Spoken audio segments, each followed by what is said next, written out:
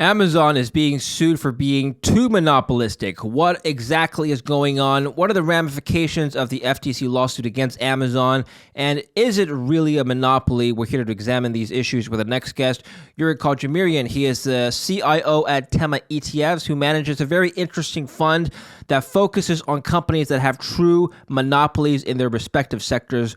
We'll let Yuri explain exactly what this fund is and how it works. Yuri, welcome to the show. Good to see you. Thanks very much, David.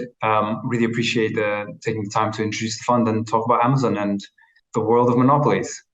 Yeah, the world of monopolies. We're not talking about the board game. We're talking about real monopolies in the business world. Let's start by talking about Amazon first, and then we'll lead into your fund, which focuses on a lot of different companies that have monopolies. Very interesting. I want to talk about some of these companies and why it is they're monopolies. So I'll read you a few paragraphs from the FTC lawsuit claim, and I'll read you then Amazon's response after that. So the FTC, the Federal Trade Commission, and 17 state attorney generals today, last week, they sued Amazon because, in their words, their complaint was that it lays out how Amazon has used a set of punitive and coercive tactics to unlawfully maintain its monopolies. The complaint sets forth detailed allegations noting how Amazon is now exploiting its monopoly power to enrich itself while raising prices and degrading services for the tens of millions of American families who shop on its platform and the hundreds of thousands of businesses that rely on Amazon to reach them. All right, so before I read you Amazon's response to what happened last week, this complaint, first of all, do you agree with that statement I just read from the FTC? Is that happening? Absolutely right. So they've put this together. It's a 172-page report that they've published. A lot of it is redacted, which tends to happen in FTC cases. You just have a lot of black lines. Probably the juiciest, the most interesting things are blacked out. But yeah, they've set forward this case against Amazon. It's been a long time coming, right? The FTC Commissioner, Lina Khan, I think she literally wrote the essay on Amazon and antitrust when she was a student at Yale Law. And since then, she was obviously appointed and has been working towards bringing this case. So it's sort of like a combination of her work. So far, her work hasn't been super successful. And I think this arcs to this point about, what is really a monopoly. They've tried to block, for example, the Activision Microsoft case. That didn't really work out, mainly because Microsoft did a lot of things to essentially calm the court's view of this by licensing the key titles over to competing platforms. And the truth is, right, tech is tough to fight monopolies in tech because tech is always changing and all the time. But yeah, so they've brought this case.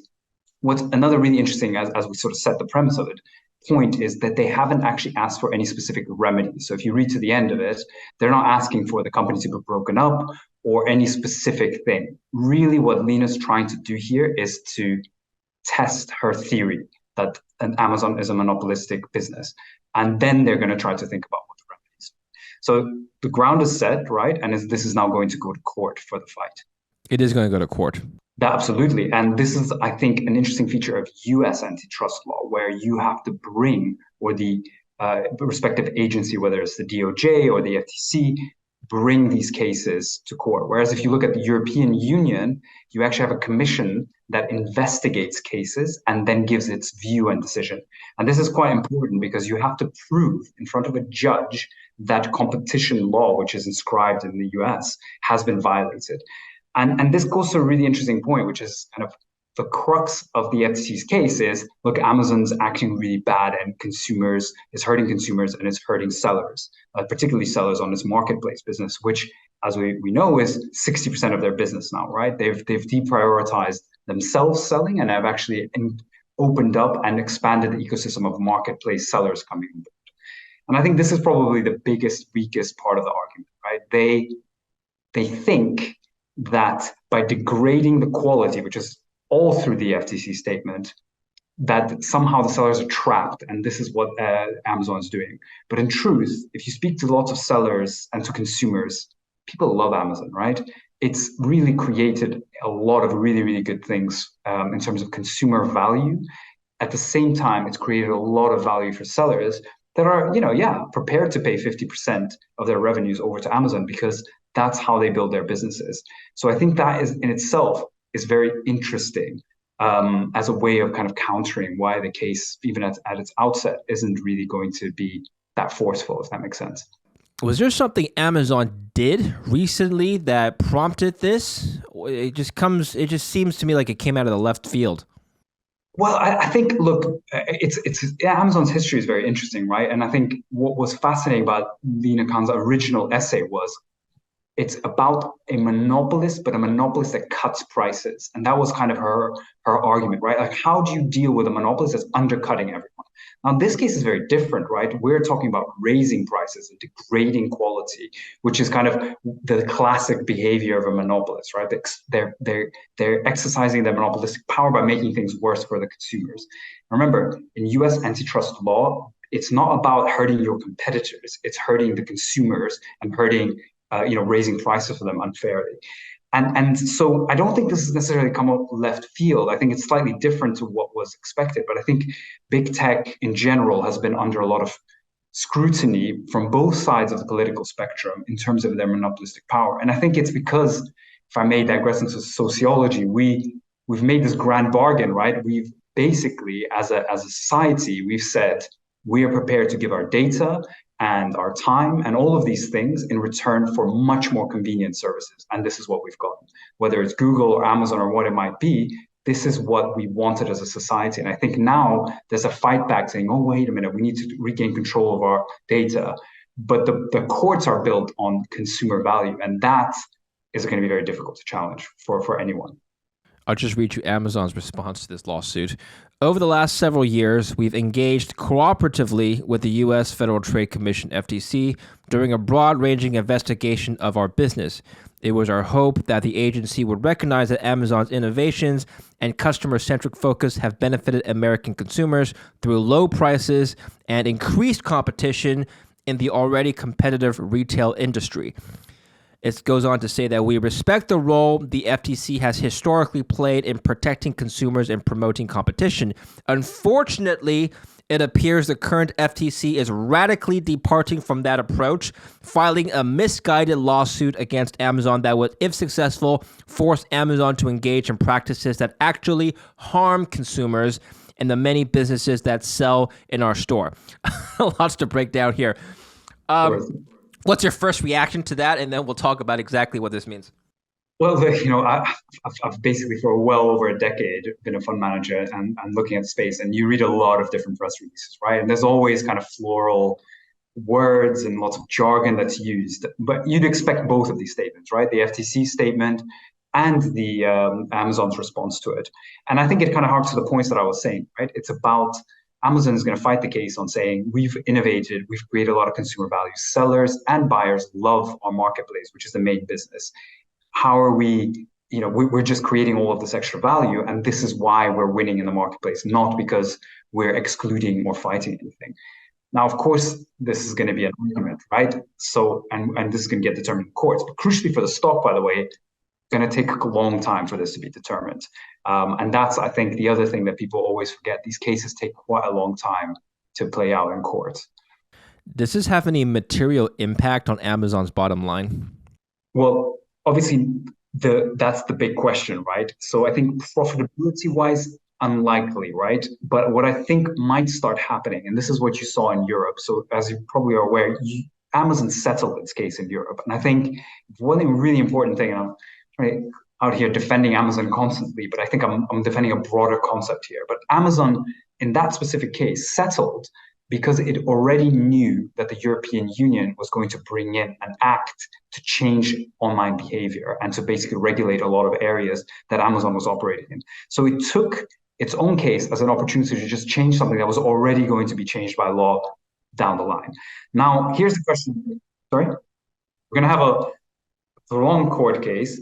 Possibly Amazon is going to start changing its behavior in the middle of the court case if it feels that that's going to be what the outcome is. As I said, there is no specific remedy that the FTC is seeking. And that is, I think, very important that they haven't said yet what it's going to look like.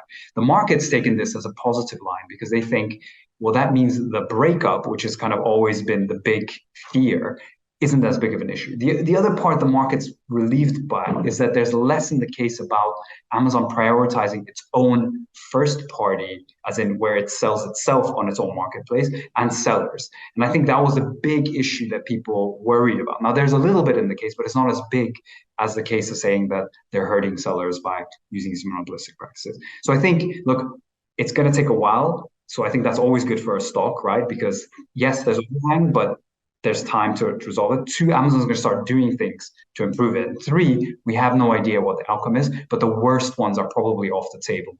At least that's the way I read the situation. I don't think anyone's going to deny that Amazon is one of the biggest platforms for online retail. I think that's common knowledge. But the FTC specifically claims, and I'm just going to go back to their press release again, that Amazon is using unfair strategies to illegally maintain its monopoly. What exactly are they doing that's illegal, Yuri? Yeah, and so again, it's up to the courts to decide what is violating laws or not.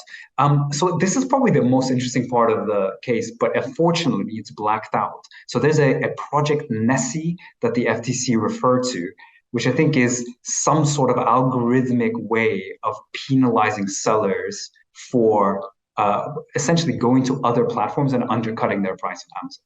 Now, I should say that there is no necessarily law against a company doing that kind of thing, as it's called most favored nations. You will promise to give us the best prices.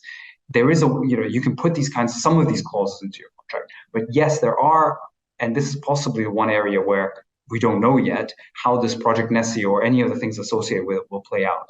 It is possible that Amazon has been doing a few things that are crossing the line in terms of penalizing sellers for undercutting its price on Amazon. Again, we'll see. We don't actually have enough information. That's probably the one part of the case where I think there is maybe some problematic areas for Amazon. What can Amazon do, though, that will, I guess, find a common ground in the sense that they're not angering the FTC or doing something that the FTC considers to be illegal, but at the same time still maintain their competitive edge as a business? I don't know if the FTC is suggesting they break up the company into smaller companies, right? Yeah, so this goes to the crux of most kind of tech, I would say, cases in terms of big tech. It's the same thing with Google. They will argue that they're creating a ton of value for consumers. And I think the truth is I'm an Amazon consumer here, and I don't know if you are as well. There are, I think, 150 million people subscribe to Prime. They're paying every month. It's a bundling of services. Consumers really love the convenience that Amazon has presented, and they're going to present that as innovation and a kind of almost like a price discounting, but in another way, right? We're giving all of this extra value to consumers without them paying a lot more for it. And similarly, sellers are going to come and say, well, yeah, Amazon does this here and there, Project Nessie maybe, etc. But the truth is, I'm happy to pay 50% of my revenues away to Amazon because of the services that they provide me, from fulfillment to placement of my product high up the search list, etc., etc. And I think it's quite telling that most sellers, this is maybe where the FTC case is a bit weak, really love selling on Amazon. Now, two points here that I'd like to make. One is, you're not going to build a successful business if you're going to piss off your main sellers, right? That are coming on to your marketplace. And I think the strategy that Amazon's pursued actually very recently, where it's trying to sell these services, these marketplace services, off of its own website. For example, the Buy with Prime button that is now available on Shopify, which I think is fascinating, right? That's telling you that they're going out there into the wide web, starting to compete for marketplace services against other people on other websites and platforms. Now, if you're doing a really bad thing to your own sellers in terms of the quality of service you're providing to them, you're not really going to win against the likes of Shopify or others. And so I think it's kind of an interesting angle here that maybe the press and in general the market hasn't picked up on. I don't know how maybe how this I think maybe investors are looking at this case, and we're not just looking at Amazon. We're looking at the entire tech industry and thinking, well, if this is going to happen to Amazon, it's only a matter of time before it happens to Apple or Nvidia. Or Tesla, one could argue. I don't know how you could make that argument. The FTC will probably find a way. So this is probably going to have broader impacts or far broader reach into the rest of the industry. Would you agree or disagree with that? Well, so my general view on this is not really. I mean, it might get affected in the short term because I think these conversations are going to start permeating boardrooms. We've obviously also got the case the DOJ has brought against Google about the default placement of the search bar and some things related to their ad technology. I think there's been plenty of stuff related to Apple as well and it forcing its dominance. But time and time again, as these cases go to court, they fall over. And the reason is that, again, it's very difficult, in my view, for technology companies to be regulated in this way through antitrust law. And the reason is probably a statement that I'm maybe going to regret in the future is antitrust law is backwards looking. In many ways, it was designed for a different type of industry definition, a different way of thinking about it. And technology is very much forward looking. It's constantly evolving and changing. And so just as, the DOJ brings a case against Google, well, this is the first year I can remember Google's dominance is being threatened by the rise of ChatGPT, and the rise of AI, and whether actually Google's search dominance is going to be broken there. And so you're fighting a fight about an area that's evolving very quickly. Same thing with games, same thing with a lot of these things. And I think it's very natural, as we're referring to what I was talking to before about the social kind of question, to try to win some of the control back from these big tech companies. And naturally, also people look at large market caps, where the government does, and thinks, well, there must be something going on here in terms of hurting consumers. And that's why these cases are coming through. Yuri, how do you define a monopoly? So, as we said in the introduction, we run a fund that's focused on finding true monopolies. And I think probably from the comments that you heard right now, I don't necessarily believe that technology, especially the technology, the big seven or some of these software or social media companies, really fall into the bucket of a true durable monopoly. When I think monopolies are really defined by this durability and this sort of creation of what I would call a lot of value for consumers over a long period of time that cements a company's position where it is.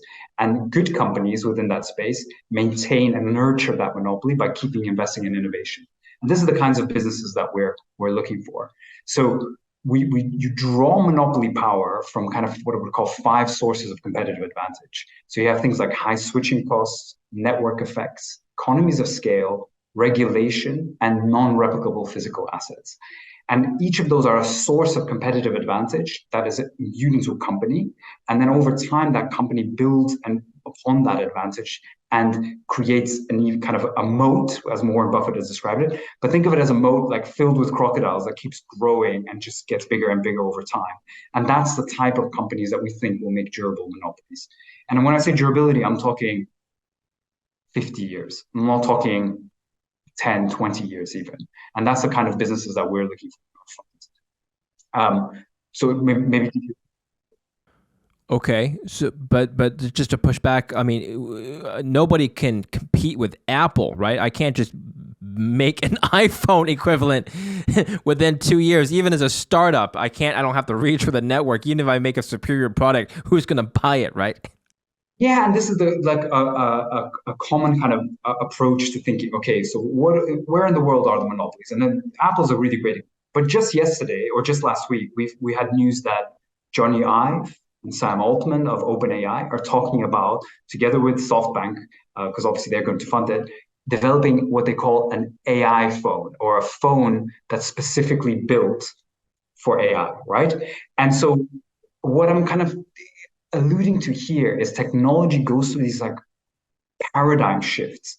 And it's not that you have companies kind of competing with each other, fighting over an existing market like, I don't know, cereal bars or whatever it might be. Here, suddenly the whole world changes and everything is completely different. And there's a whole new paradigm. We went through it, as you recall, where Apple won, and so did some of the other competitors, like in the mobile space, right? So ARM, for example, recently IPO'd. They were winners in mobile. So when the mobile paradigm came in, people realized they actually really like that their hardware and their software are from the same provider, and they kind of all talk to each other. And they all flocked to Apple and Apple's devices, right? But if I was to tell you that actually, what if we move to a world where artificial intelligence becomes much more important, and the seeing eyes of your phone the sensors that are going to be built in it, the listening are going to be much more important, and its inference and processing power. Suddenly I've changed the whole paradigm, right? It's a completely different computing paradigm. And I don't know whether Apple's going to win in that. And that's what happens in technology. It doesn't happen in some of the monopolies that we invest in. So ironically, the technology that these tech companies have created are making it easier for other entrants to participate in the market. I understand. So it's not that Apple or Amazon are the only companies in their space. They're just the biggest, and that's therefore they're not the monopolies. They're the That biggest maybe you now, would and define. their Yeah. size is a function of the success that they've had. But I think technology is built on disruption. It's very interesting when you say that using your own platform to get disrupted. For example, the rise of TikTok. A lot of people don't know this, but in 2018, the company behind TikTok bought 25% of all Apple iOS on Facebook's network. So what that means is they were using Facebook's network to build a competitor social media, and they bought 1 in every 4 ads that you saw on Apple. I think that's insane, right? And so if you're an executive at Meta, you're probably thinking, do we take all of this money? And which they did, but you've basically seeded your competitor. And now if you look at any of the stats, younger people are spending more of their time on TikTok than they are on Instagram or Snapchat or any of these other companies. Okay. Well, I'm curious. Well, I'm curious to see how. Let's expand this analysis to some of the companies in your holdings. I'd like to learn a bit more. So let's take in your top 10 holdings. You've got the S&P Global, Moody's, Airbus, Safran, Visa, CN Rail, and a few others. So we're not going to go through all of them, but maybe some of the bigger names that everyone is familiar with. Visa, everyone uses Visa. Why is Visa on this list? I mean, there's MasterCard, there's Amex, there's other payment providers, startups doing this now. Yeah, so look, we really like Visa. We think it's a fantastic company. I think if I sort of go back to the definition of monopoly, right, that's how we start. I think a very important part of our fund is this purity to its name, right? We're really looking for real, true monopolies. So Visa started out by offering payments for people, and a lot of people don't appreciate this, right? But you take it for granted today. But Visa cards are accepted everywhere, right? In 140 countries out of the 150 countries there are in the world. And what Visa did very cleverly is that it only started to take a tiny portion of the fee for connecting buyers and sellers. So this interchange fees and fees that Visa essentially takes. Most of the fee that you pay or the merchant pays actually goes to the banks. And this way, it's built an ecosystem around itself where it's kind of enriched everyone else, but by offering and taking a small size. And this is, partly why our fund is called Toll, right? It's about taking a tiny little bit, but creating an enormous amount of consumer value, which is what toll roads are, right? Essentially, you pay a little bit, but you skip traffic for 45, you save yourself 20, 35 minutes. And I think that's the kind of idea that we've got. So we see Visa as this sort of beautiful monopoly. And this is another point here, and what I think is very, very important. They're mission critical and they created a lot of value for customers. That's the kind of monopolies you want to invest in, not the ones that I guess everyone associates with monopoly when they think it's an evil company that tries to take as much as it can. And Visa's done that and then invested more and more into other parts of its business, like cybersecurity, etc. And I think what Visa's done really, really well is it's effectively, the question is about disruption as well, right? Because payments are also evolving like technology. But Visa has been very clever by creating what they call a network of networks. So they're essentially trying to connect all of the disparate networks that are being built around and being sort of the node for all of this. And this to me means that a lot of the fintechs that would originally have maybe challenged payments and Visa's position actually partner with Visa. And you can see that with the Apple Wallet that you use or whatever it might be. And so this creates a really strong position. And then I guess the question is, once you've decided that the payment space, and particularly the network company, which is Visa, is one of the monopolies, how do you choose between Microsoft and Visa? And this is where our investment process comes in, where we decide, okay, these are both pure monopolies. We feel they fit the theme. Now the question is, which is a better investment? And I've gone for Visa over MasterCard for lots of reasons. Mainly the financial metrics are a lot better for Visa in terms of its growth and these initiatives that they've invested in terms of securing their future. And that's how the funds operate, really, this active management approach to thematics. If somebody were to push back on you and say, Yuri, investing in a monopoly is risky in itself because that company being a monopoly may be less incentivized to grow or innovate or push itself to provide the best product possible because it's a monopoly and it has few competitors. How would you respond to that? Yeah, and this is exactly why we think an active approach is so important in this sort of picking and analyzing monopolies, because you could easily just look at the world and be like, these are monopolies, and just pick out the ones that you think are. But the question is that which ones of these are durable monopolies? Which ones of these are investing in innovation and understanding they have to keep providing value to their consumers to maintain this monopolistic position? And so that when maybe their day in court comes and the FTC comes with these kinds of claims, you can just say, look at all this value that we've created, right? And people have been going after Visa as well, regulating parts of its business. It's a constant threat for them. But if you see the clever move they made that many years ago by giving most of the value of that payment transaction to the banks are always going to be there to bolster their position and to say, well, we like Visa and we like this system. Now, it might get broken by some innovation, for example, crypto, but I think that's some way away and possibly not really a risk. And so what we're trying to do is, again, constant creation of value over time. That's how you maintain a monopoly, not raising prices and hurting your consumers, if that makes sense. That's not how you maintain. Let's take another stock, Airbus, for example. My question is, at what point do you consider Airbus to no longer be a monopoly? In other words, what needs to change to, using Airbus as an example, for you to take it off your list and say, this is no longer a monopoly, we're going to reevaluate? Yeah, so hopefully we do, and we do a lot of research and fundamental work to first figure out what the monopolies are and then the ones that we want to invest in. So hopefully we've done our work, but things do change. They change quite slowly.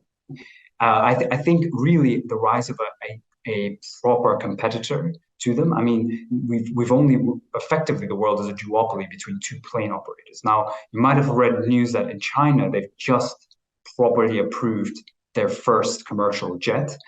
The question is that jet is not approved by any of the other aviation authorities and probably won't be for a very, very long time.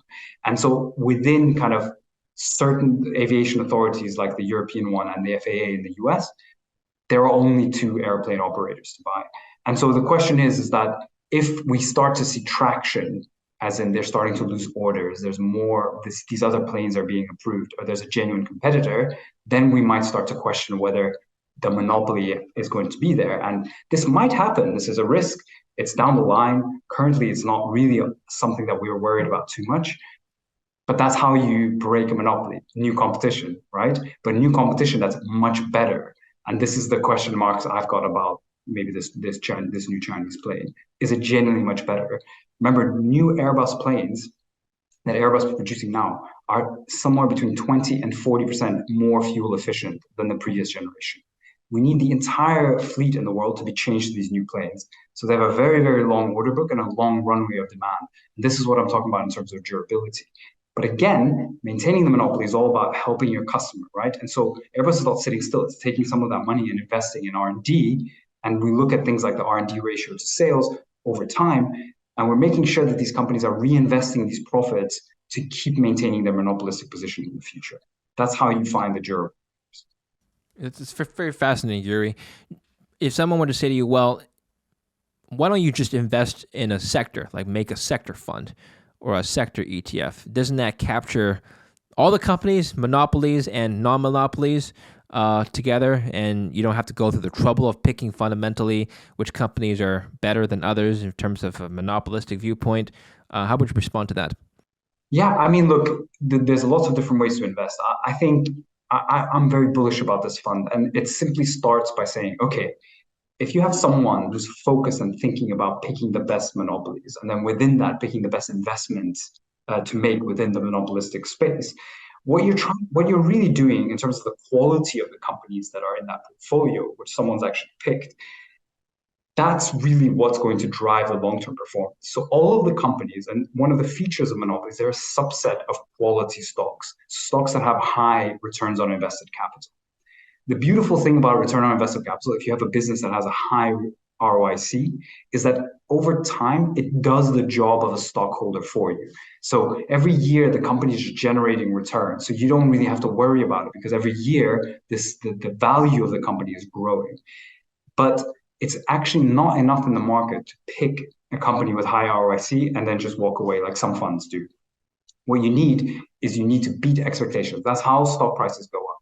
And the only way you beat expectations is by picking the companies that are really durable in terms of their ROIC. And that's how the monopoly kind of squares the circle, if you will, right? So we're picking companies that are very durable, that have high returns on invested capital by virtue of being monopolies, and they maintain that position. And over time, the expectations are constantly beat because people don't expect the durability to be that long for these companies.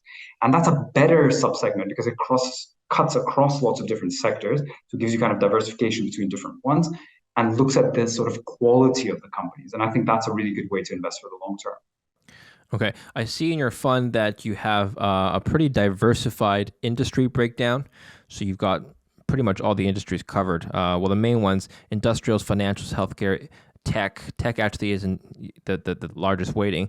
But if you go to the country breakdown, you can see that the U.S. dominates in your distribution. So the U.S. currently, I'm looking at the latest fact sheet here, has 57.3% of the weighting of this fund. What is it about the U.S. that holds, I guess, more monopolies than other countries?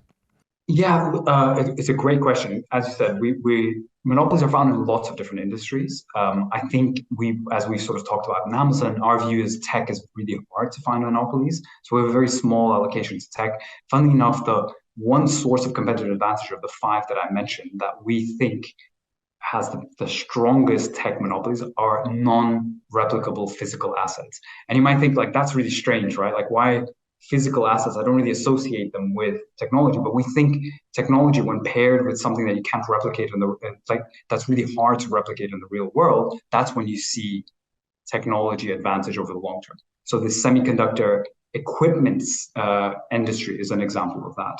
But putting that aside, your question about different geographies, I think we look at the end of the day, it's a bottom-up fund. So we pick the companies that we think are really interesting to go into the fund based on their monopolistic characteristics and then whether on their investment merit using our investment process.